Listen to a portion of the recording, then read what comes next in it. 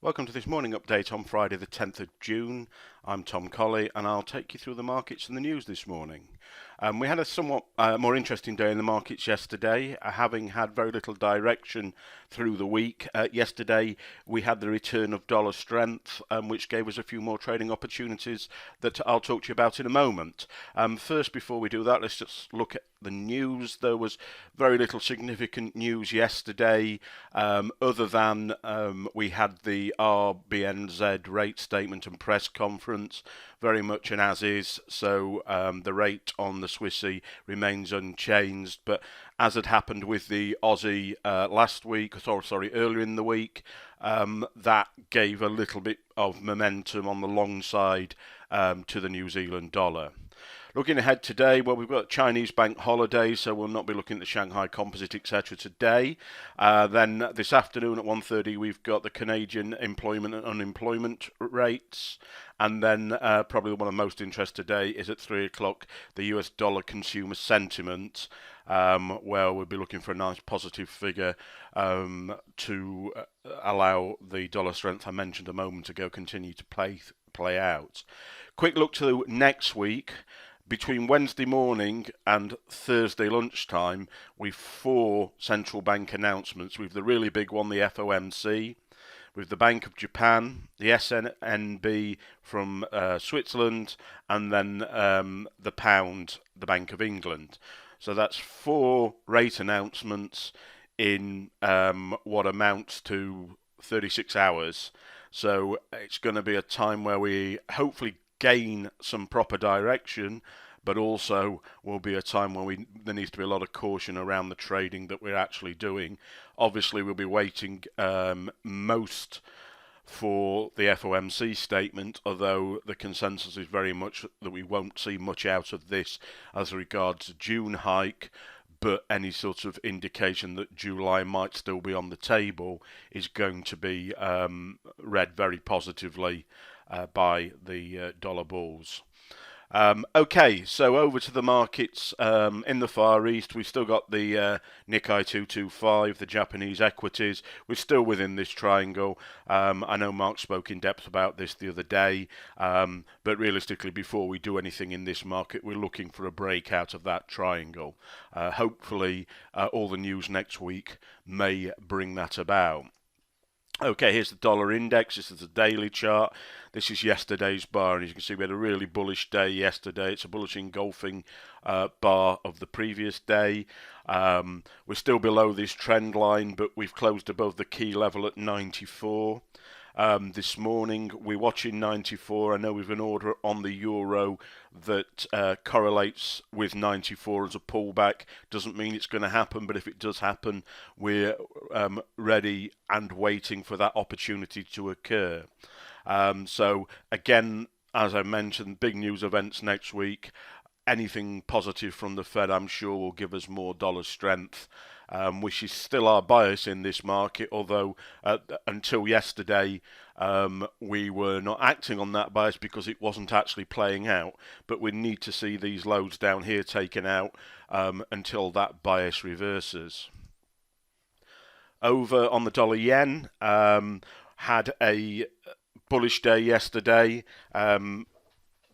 which is yen weakening, dollar strengthening. I was saying earlier in the week that potentially I'd expect some intervention around here. I think potentially it didn't need intervention yesterday, but potentially earlier in the week there was intervention at that point. There was some correlation, as I think I mentioned earlier in the week, with some of the yen pairs at structure at this sort of level. But I have to be honest and say there was nothing that gave me the confidence to actually place a trade on that. Over on the euro, well, we took a trade short on the euro yesterday. We took it on the break of this inside, but the low of this inside bar here. We took it purely as an intraday trade and took money off the table yesterday because we are anticipating, or we were at risk of, a bigger pullback to the entry you can see here, which is sort of 1.135, which correlates with around $94 on the dollar index, as I mentioned earlier. Over on the Aussie, we're also looking to take advantage of the dollar strength. We had an order in at this level I didn't personally. I missed that one.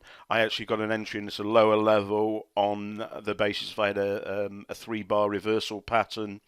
I'm now short this market. We've had profits off the table from that first trade.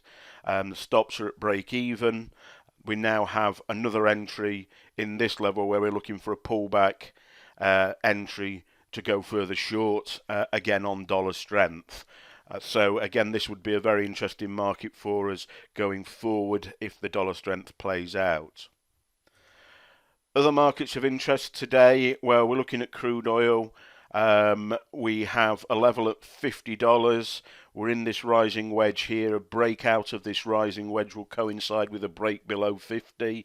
And we'll be looking for a pullback to trade this market short. And for more than a week, we think this market's had the potential to come down to around $42. Obviously, we'll be looking to get our risk off the table early as always, and then look to play the market down, adding in as and when the opportunity arises. The other market that's interesting us today is silver. Gold also interesting, but silver just looked a bit cleaner. We have an entry through at this level here, which is about 1692 is actually the level. There's obviously a spread to take account of, so that's in us about 1696. So we'll be looking for a pullback to that level to see silver and gold, to be fair, going long. We, at this moment in time, aren't in a risk-off scenario. We're not seeing a lot of downside yet on the S&P 500 and the Dow. We'll be watching for that. Again, what's said next week in the rate announcements is going to have a significant effect on that.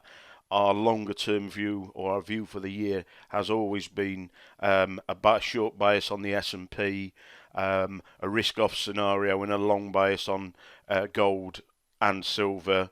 As you can see, that's clearly played through from the beginning of the year there, and sort of through February. We had a superb period trading on gold, to be fair, through this level or time frame about there. So another opportunity there. It is Friday. Markets will be relatively illiquid. There will be people sitting out of the market until the FOMC rate announcement on Wednesday. So we'll be trading at cautiously at low risk. We're also in a day where profit taking on a Friday. So certainly towards the end of the day, we might see some moves that don't follow our biases. Now, for people who are listening and aren't actually part of the Phoenix Blue programs at the moment, on Wednesday next week, the 15th of June, we're holding a free workshop in London. It'll be between 1 and 5 p.m. It will give you the opportunity to trade alongside or watch a Phoenix Blue fund manager actually trading live, assuming that conditions that allow. The last time we did this, we had a superb day of trading, simply because we had two big moves, one on the S&P and one on the pound, and it made for a very busy day, which was ideal. If you're interested in this event, you want to come and see in detail how we analyse the markets and how we take advantage of that analysis, go to the Phoenix Blue website. It's absolutely free, but you do need to register first and get an invite. I know it's quite well subscribed at the moment, but if we're oversubscribed, I'm sure we can find, there will be an event next month, but I'm sure if you're available, we can find the time to see you as an individual in the intervening time. So that's Wednesday, the 15th of June next week. This is the type of thing, if you're at that event, you'll be learning about. These are simply the highlights or the bullet points of how we trade. Again, if you've got anything, specific questions, you want to ask anything, you can email us direct to info@phoenixblue.co.uk, or if there's any questions about this specific video, I'm at tom@phoenixblue.co.uk. Okay, that's the end of the morning updates for the week. I wish you a good day's trading. Have a great weekend. Get your analysis done for next week. And it looks like it's going to be an interesting week. Okay, take care.